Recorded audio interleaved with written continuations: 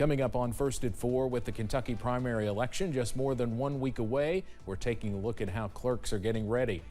Plus, a Whitley County child is flown to a hospital after being attacked by a pack of dogs. What we know about this developing story. Plus, we are tracking a wet weather pattern this week. Your forecast on the way as Mountain News First at 4 starts now. Dedicated to Eastern and Southern Kentucky, this is WYMT Mountain News First at 4.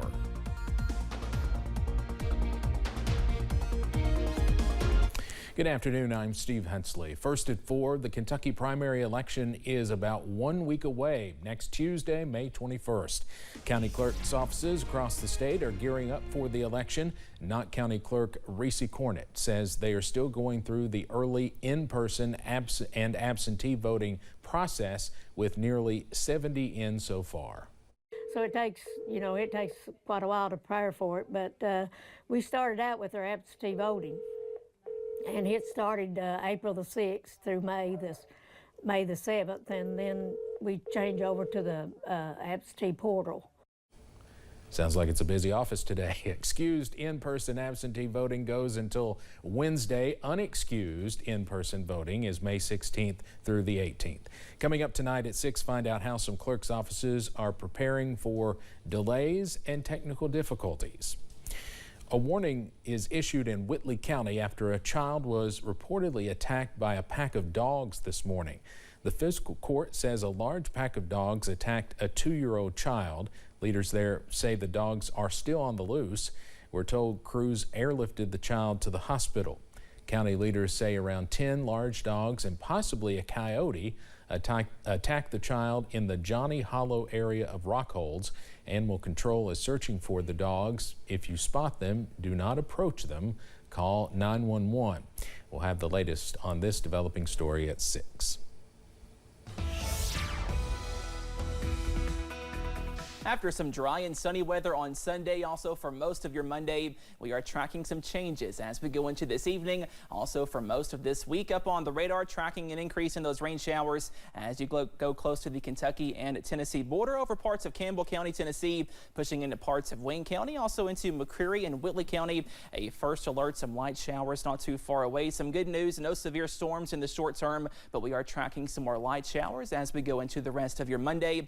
A live look from the London Corbin Airport. More clouds today. We stay mild as well. Most of us right now in the upper 60s to lower 70s, up to 66 in Williamsburg, also in Jacksboro, 71 for Manchester, 72 here in Hazard, and 73 over in Pikeville at this hour. Some more light showers are possible this evening. Not going to rain all night long, but you may see a few showers at times. And we stay cloudy, also mild. Most of us see temperatures this evening in the middle to lower 60s. And we wake up in the upper 50s to lower 60s to walk out the door on Tuesday. Also tracking some patchy fog to wake up in the morning, and those rain chances are set to increase once again by tomorrow and by Wednesday. All those details coming up in just a few minutes. Steve? All right, Cameron, thank you. A partnership in the Big Sandy is bringing together 2 businesses hoping to raise money for an organization that works with more than 170 hospitals for children. WYMT's Buddy Forbes has more from Johnson County. One area small business is partnering with Paintsville Walmart, serving up cups to support children in need. Dashing Sons brought its mobile cafe to Paintsville Walmart today, setting up shop to serve the community while allocating a portion of the proceeds to the Children's Miracle Network. The fundraiser is one of Walmart's summer outreaches, hoping to bring money to an organization that works with hospitals in the U.S. and Canada. And Dashing Sons owner Victoria Childers says she was honored to lend a hand in the efforts. I just love that. I think it's awesome that they asked us to come, and they've asked a ton of people. They have tons of different food trucks coming. So I think it's awesome. And it's awesome that, us being mobile, we can go anywhere and do stuff like this. Childers says being a part of outreaches like this is why she became a small business owner. And she is proud to live in a community where they support her every step of the way. In Paintsville, Buddy Forbes, WYMT Mountain News. Childers just closed up shop for the day. She said it is always a blessing to get back to kids. We'll examine this partnership further coming up at 6. Donald Trump is back in the courtroom again, facing one of the key witnesses in his hush money trial. His former attorney, Michael Cohen, is on the stand today. Cohen has been walking the jury through the agreement with a National Enquirer publisher to kill negative stories about Trump. He also says the former president knew about the payments. Trump's defense team is expected to go after Cohen's credibility. They want to portray him as a vengeful former lawyer to the president who wasn't given what he wanted and what he felt he deserved, and has now turned against the former president and is set on exacting this kind of revenge. Cohen has already admitted lying under oath and served jail time on federal charges related to those payments. The latest on his testimony ahead at 5:30. Also making an appearance in a New York courtroom today, New Jersey Senator Bob Menendez. He's accused of accepting bribes in exchange for official acts. Prosecutors say $480,000 in cash was found in the senator's home, most of it stuffed into envelopes and hidden. The indictment also alleges he received gold bars, compensation for a no-show job, and use of a luxury car. In return, the senator made positive statements about the country of Qatar and provided sensitive government information. Menendez has pleaded not guilty. As the war between Israel and Hamas continues, more displaced Palestinians are fleeing amid missile strikes and the looming threat of incursion into Rafah. CBS's Nicole Skanga has the latest from Washington. Displaced Palestinians are on the move again following Israeli aerial bombardment in the northern city of Jabalia. Israel says Hamas militants have regrouped in areas the military said it cleared months ago.